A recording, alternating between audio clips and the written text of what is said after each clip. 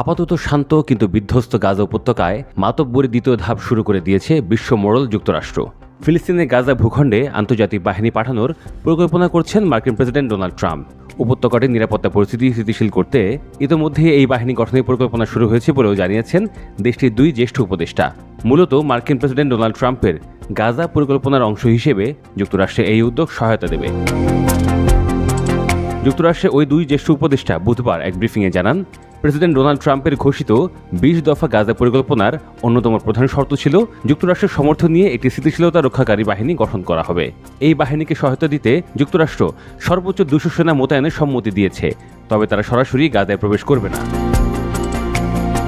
মার্কিন ওই দুই উপদেষ্টা জানান, গাজা উপত্যকায় এখনও ইসরায়েলি বাহিনী এবং ফিলিস্তিনের প্রতিরোধ গোষ্ঠীর মধ্যে উত্তেজনা চরমে রয়েছে। এক উপদেষ্টা বলেন যে যুক্তরাষ্ট্র মূলত এখন পরিস্থিতিকে স্থিতিশীল করার দিকে মনোযোগ দিচ্ছে, আর আন্তর্জাতিক স্থিতিশীলতা বাহিনী গঠনের কাজ শুরু হয়েছে। তিনি আরও জানান, এই বাহিনীতে অবদান রাখার বিষয়ে ইন্দোনেশিয়া, সংযুক্ত আরব আমিরাত, মিশর, কাতার ও আজারবাইজানের সঙ্গে আলোচনা চালাচ্ছে যুক্তরাষ্ট্র। দুই উপদেষ্টা জানান, বর্তমানে প্রায় 2 ডজন মার্কিন সেনা ওই অঞ্চলে অবস্থান করছে এবং তারা মূলত সমন্বয় ও তদারকির কাজটি করছেন। সম্প্রতি ইসরায়েলে হয়ে গুপ্তচর বৃত্তির অভিযোগে গাজা সিটিতে 7 জন মতান্তরে 8 জনকে হত্যা করে ফিলিস্তিনের প্রতিরোধ গোষ্ঠী। এই ঘটনার পর বেসামরিক লোকজনকে এ ধরনের হামলা থেকে রক্ষা করতে নিরাপদ অঞ্চল গঠনের বিষয়েও আলোচনা চলছে বলে জানান তারা।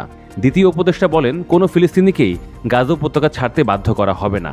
জানান, ফিলিস্তিনের প্রতিরোধ গোষ্ঠীমুক্ত এলাকাগুলোতে পুনর্গঠনের পরিকল্পনা নেওয়া হচ্ছে। উপদেষ্টা আরও জানান, নিহত ইসরায়েলি জিম্মিদের মৃতদেহ উদ্ধারে ধৈর্য ধরতে হবে, কারণ তাদের দেহাবশেষ ধ্বংসস্তূপ ও বিস্ফোরিত না হওয়া অস্ত্রের নিচে চাপা পড়ে আছে, ফলে উদ্ধার অভিযান প্রত্যাশার চেয়ে বেশি সময় নিতে পারে। উভয় উপদেষ্টাই জানান, দেহাবশেষের অবস্থান সম্পর্কে তথ্য দিতে পারলে পুরস্কার প্রদানের ব্যাপারেও আলোচনা চলছে। বর্তমানে গাজায় বাড়তি ঝামেলা তৈরি হয়েছে। গাজা উপত্যকা থেকে ইসরায়েলি সেনা প্রত্যাহারের পর বিধ্বস্ত শহরগুলোর উপর নিয়ন্ত্রণ আরও দৃঢ় করছে ফিলিস্তিনি প্রতিরোধ গোষ্ঠী। গোষ্ঠীটি তাদের আনুষ্ঠানিক চ্যানেলে একটি ভিডিও প্রকাশ করেছে।